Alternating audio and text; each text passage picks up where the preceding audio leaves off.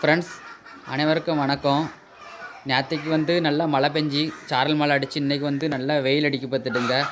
மெயினாக ஆடு மாடு வளர்க்கணுன்னா கோழி வளர்க்கணுன்னா நமக்கு இட வசதி அதிகமாக இருக்கணும். இட வசதி இருக்க நம்ம எல்லாம் வளர்க்க முடியும் பார்த்துட்டுங்க.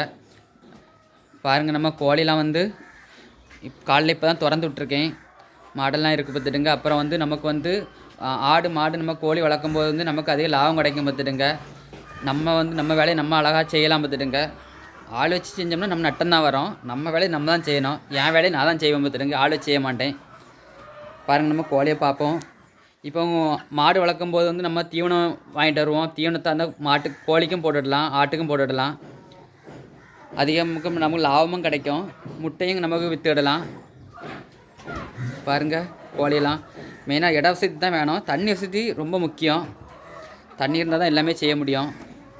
நீங்களும் ஆடு மாடு கோழி வளங்க, பெருசிச்சு பார்க்காங்க.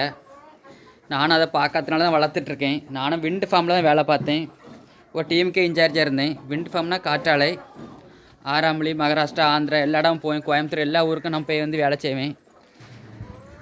ஒரு டீம் இன்சார்ஜுங்கும் போது நம்ம எல்லா இடமும் போய் தான் ஆகணும். ஆனால் எனக்கு ஆடு மாடு இதை மேலே விருப்பம் இருக்கனால என் வேலையை விட்டுருச்சேன் பார்த்துடுங்க, வேண்டான்னு சொல்லிட்டு. நமக்கு இதான் பிடிச்சிருக்கு. நம்ம யாருக்கும் அடிமையாக இருக்கண்டா. நம்ம வேலையை நம்ம செஞ்சுட்டு இருந்தால் போதும். நீங்களும் உங்களுக்கு பிடிச்சிருந்தா இந்த மாதிரி வேலையை செய்யுங்க. முட்டை அதிகமாக லாபம் கிடைக்கும். நாட்டுக்கோழி வளங்க மேக்ஸிமம்.